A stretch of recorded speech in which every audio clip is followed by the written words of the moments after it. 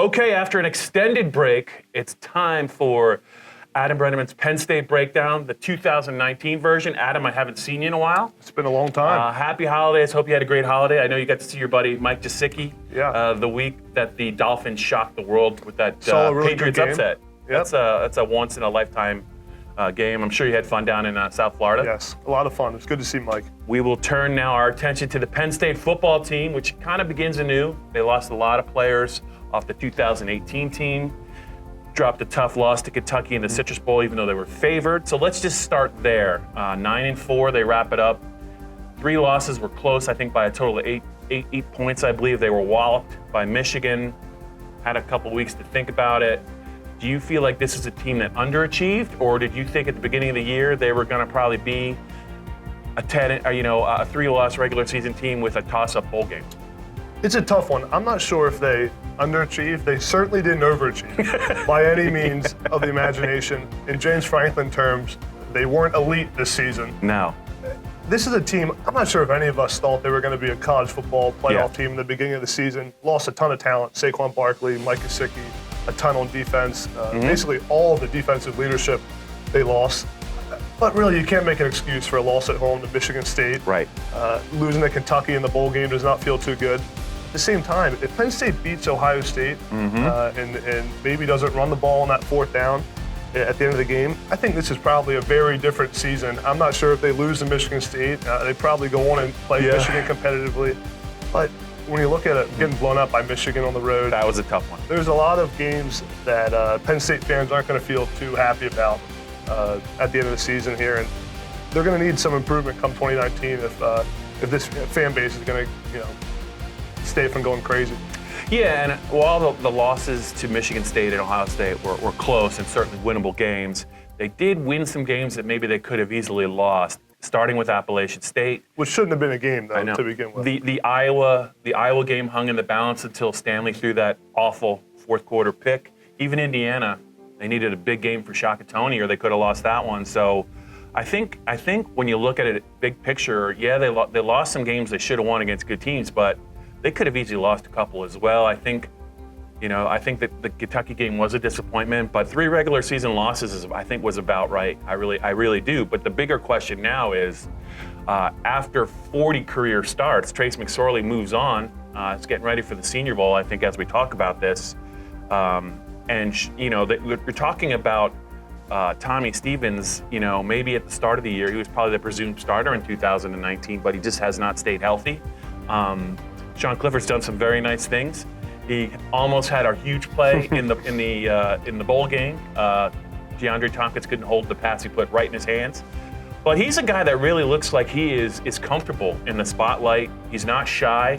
He's not shy about throwing the deep ball. So when you look at James Franklin's decision on the quarterback, is it an easy one? If you're in his shoes, do you open it up, or do you think Tommy has bided his time, and if he's healthy, he's the guy? I'm pretty sure we'll see a quarterback competition this offseason. I really don't see any way that Tommy Stevens is not the starter of Week 1 of 2019. He's been there. He's earned his teammates' respect. He's earned the coach's respect. I think he's earned the right to start on Week 1. With that said, I'm not sure that Sean Clifford's going to be very far behind. And a few interceptions, a few losses. I wouldn't be surprised if we saw Sean Clifford pretty early in 2019 getting some reps. And, Sean's looked really good. As you said, if it wasn't for the drop, would have had another touchdown. He may have the best passing percentage in Penn State history right now. So, but like I said, I think Tommy's earned that right to get the job on Week 1, and we'll see how it goes from there. Just one follow-up, though. Just what about his health, Adam? I think it's fair to open that door. He was his lower leg was in a boot twice, once in the spring, once in August, and I think it extended into the season. And then he had a surgery, I guess, after the regular season. They won't say what it was, but sounds like 3 pretty significant injuries in less than a year. Is there any worry that maybe he is a guy that plays a little bit too reckless for his body? I don't know. He certainly does play reckless, and will have to take less hits if he's going to be a full season starting quarterback in the Big Ten. Having that ankle surgery, the good thing about Tommy is he knows that offense, he knows the system, he knows the players and the coaches, so he's able to miss spring practice and maybe take a few less reps in training camp and still be ready to go for the season. But, missing reps just allows Sean Clifford more time to make that competition a little bit closer. By the way, I like how you snuck in that ankle surgery remark because it wasn't really completely known. So now our Penn State insider has told us maybe what the injury might have been. Let's get to another talking point here about Penn State. You tricked me into that one. Picture. I did not trick you at all into that one. Actually, you just fell right into that, all on your own. Congratulations. Here on the Adam Breneman Penn State Breakdown, Trace McSorley moves on. Amani Araware moves on. I think he's going to go pretty high in the NFL draft. But when you look at maybe some of the juniors who left, and there was a bunch of them. I think it was 5, and maybe who knows, 5 and counting. But that's a pretty big number.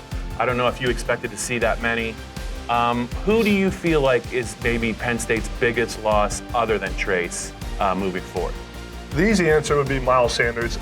Losing him at running back, he was probably the best player on the team this season, most valuable player, 1,200 yards rushing.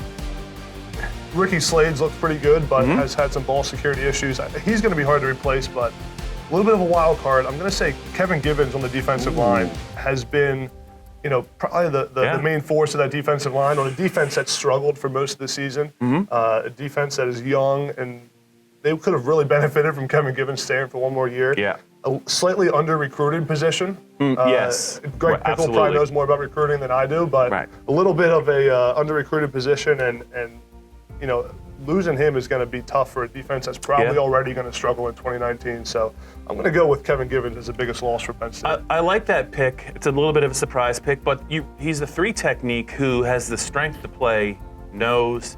He played defensive end in 2017 and was able to set the edge. Sean Spencer talked about him, and he said he really is the closest thing we've had to Anthony Zettel in terms of versatility and athleticism at the start of the season, and I think that really is a great compliment. I think he definitely will be missed. I think P.J. Mustipher is the guy they're looking at to replace him, but I don't know that he's quite ready to be Kevin Givens. Hasn't played a lot of snaps. Has not played a lot. The 2 guys that jumped out to me kind of under the radar, I do think Sharif Miller will be a loss because I don't really know which of the ends that are talented are ready to play as a force against the run and the pass, which is Sharif did. So I think that's going to be interesting to see if somebody can really maybe not become the second coming of Yetur Gross-Matos, but just somebody who can take a jump and they could put on the field for 30 or 40 snaps. I'm not sure they have that guy. And the other guy I think that really, we're talking about versatility, Ryan Bates. I think he is a guy that probably, if he had to, he could play all 5 positions along the offensive line. And I think as high of an NFL prospect as Connor McGovern is, and I'm hearing good things about him as well, they might miss Bates just as much, just because he could play guard, he could play tackle, he worked at center when he was younger. So I think those 2 guys will really be missed, but it's a pretty significant group of player personnel losses. I would say probably the most, even though Saquon Barkley and Gesicki and Hamilton were all missed, I think this group almost rivals that group because it's a little bit deeper, and the offensive line's definitely going to be impacted. But we'll have to wait and see. But I like your pick of Givens a lot. Yeah, and it feels like this is the first time Penn State's had really a complete offensive line that's been stable. And, probably the 2 best players are going to be gone on that offensive line. So we'll see what comes of it in 2019. Okay, one more topic to get to, and I know it's a topic that's near and dear to your heart. Let me take you back to your first year at Penn State. You were not quite as big as you are now. Long time ago. It's been a while. Bill O'Brien was the coach. You enrolled in January. Yep. And it's usually a rude awakening for even the most talented incoming freshmen because they really don't know what to expect in terms of what Dwight Galt, the strength coach, expects from them. And before them it was Fitzgerald. I think also probably ran a pretty tough winter conditioning. Yeah. So, what do you remember most about that first month of January in terms of maybe an eye-opening experience? And what do you think the incoming class, what can they expect from and how big of a change is it going to be? It's a big change, and it's a big winner for Penn State. They have, I think it's 11 early enrollees coming in, some 5 stars, most of their 4 stars coming in early.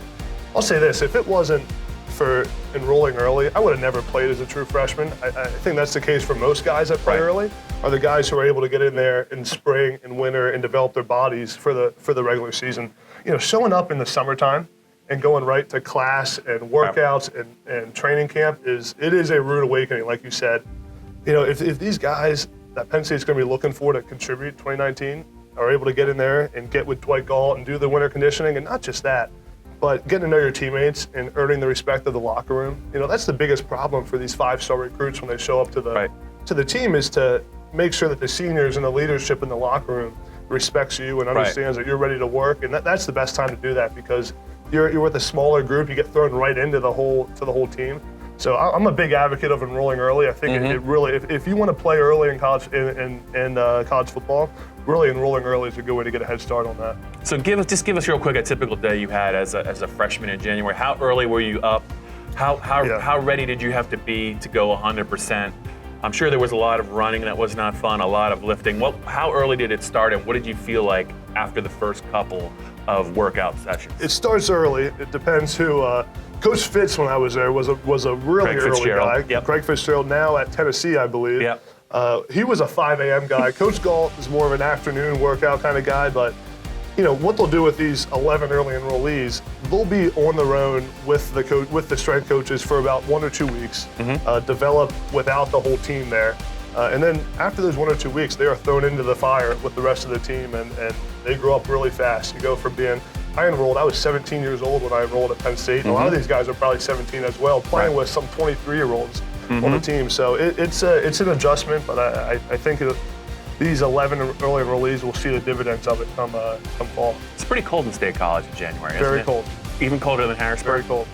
It must have just been a thrill to get up at 4:30 in the morning and to have Craig Fitzgerald just probably 7 cups of coffee, ready to just put you through your paces. It must have been great. Toughens you up really fast. Yeah. All right, Adam, that's it for this edition, the first 2019 edition of the Adam Breneman Penn State Breakdown, and we will be back hopefully sooner rather than later. You guys have a great month of January, just like Penn State's January enrollees.